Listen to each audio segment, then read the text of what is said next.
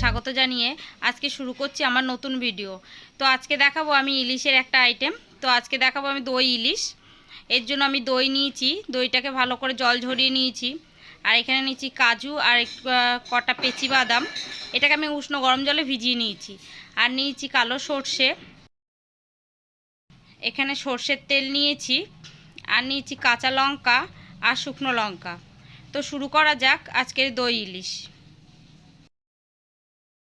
প্রথমে যেটা আমি করব, আগে আমি মশলাটাকে তৈরি করে নেব।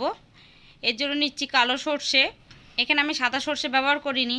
আর নিয়েছি কাজু বাদাম, দু রকমের বাদামটা আমি ভিজিয়ে রেখেছিলাম সেটা নিয়ে নিলাম, এবং কাঁচা লঙ্কা শুকনো লঙ্কা নিয়ে নিয়েছি। এবার এটাকে একটা ভালো পেস্ট তৈরি করব। তো এইখানে দইটা আমি ভালো করে ফাটিয়ে নিচ্ছি। আর দইয়ের মধ্যে কিছুটা সর্ষের তেল দিয়ে আমি ভালো করে ফাটিয়ে নেব এটাকে, বা মিশিয়ে নেব। দেখুন আমার মেশানো হয়ে গেছে। এখানে আমি ইলিশ মাছের মধ্যে লবণ দিয়ে দিলাম, এখানে আমি লবণ দিয়ে দিচ্ছি।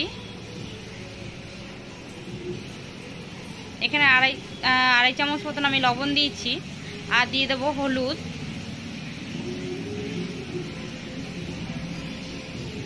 আমি আড়াই চামচই হলুদ দিয়েছি। আর যে মশলাটা করে রেখেছিলাম সেই মশলাটা এবার দিয়ে দিচ্ছি।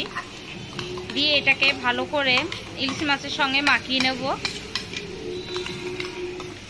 ভালো করে হাতের সাহায্যে এটাকে মেখে নিতে হবে, খুব ভালো করে মেখে নিতে হবে যাতে ইলিশ মাছটার মধ্যে সব মশলাগুলো লেগে যায়। তো আমার মাখানো হয়ে গেছে। এবার কিছুটা সর্ষের তেল দিয়ে দেবো।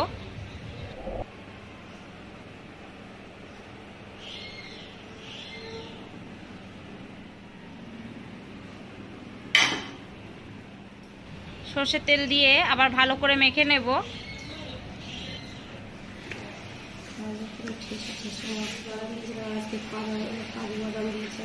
টক দই আর তেল মাখিয়ে রেখেছিলাম সেটাকে দিয়ে দেবো ইলিশ মাছের মধ্যে। এবার এটাকে দিয়ে ভালো করে আবার মাছটাকে মেখে নেব আমি।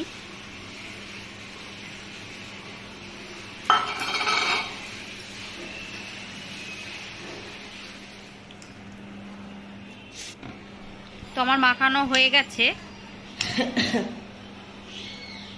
এর মধ্যে আমার আরেকটা জিনিস দরকার, সেটা হলো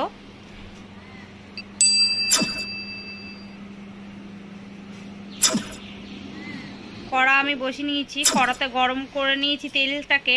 প্রথমে দিয়েছি সর্ষের তেল, এবার দিয়ে দেবো কিছুটা কালো জিরে আর দিয়ে দেবো চিনি।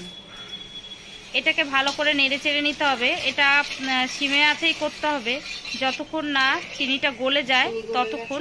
দেখুন ওই চিনিটা গলে গেছে, ততক্ষণ এটাকে ভেজে নিতে হবে। তো এবার যেই মাছের মধ্যে এবার এই তেলটাকে আমি ঢেলে দেব।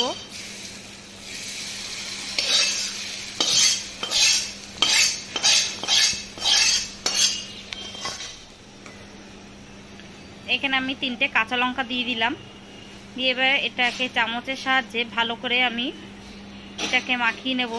তেলটা যাতে ভালো করে মিশে যায় সেইভাবে আমি চামচের সাহায্যে মিশিয়ে দেব। তো এটা চামচের সাহায্যে আমি ভালো করে নেড়ে চেড়ে নিচ্ছি।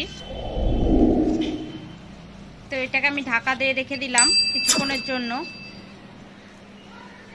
তো ঢাকার পরে চলে এসেছি সরাসরি কড়াতে। এটা আমার কড়া গরম আছে, এর মধ্যে আমি মাছটা দিয়ে দেবো। আলাদা করে আর কিছু ফোড়ন দেবো না, কারণ আমার সব কিছু ফোড়ন দেওয়া আছে। এবং গামলির মধ্যে যে মশলাটা লেগে আছে সেটা আমি পুরোপুরি দিয়ে দেবো এর মধ্যে। আর এই গামলিটাকে ধুয়েও জলটা দিয়ে দিচ্ছি। আলতো করে খুন্তি দিয়ে আমি নেড়ে চেড়ে নিচ্ছি, খুবই হালকা করে। আমার আর একটু পরিমাণে জল লাগবে, সেটা আমি দিয়ে দেবো।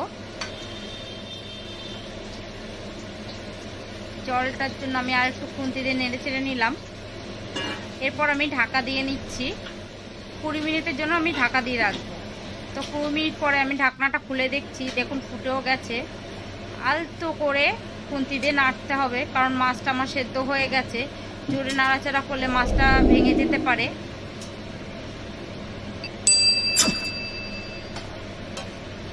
এটাকে আমি আবার ঢাকা দিয়ে দিলাম।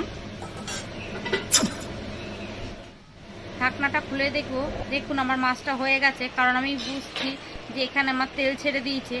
আর মাছটা নামানোর আগে একটু কাঁচা সর্ষের তেল আর কয়েকটা কাঁচা লঙ্কা দিয়ে এটাকে নামিয়ে নেব। প্রিয় দর্শক, আমি যখন দর্শক রহস্যের শুরু কিন্তু সেখানে দেখতে হলে চোখ রাখুন। ডিয়ার ভিউয়ার্স, জানতে হলে চোখ রাখুন আমার চ্যানেলে, সাবস্ক্রাইব করুন, লাইক কমেন্ট করে বন্ধুদের মাঝে ছড়িয়ে দিন।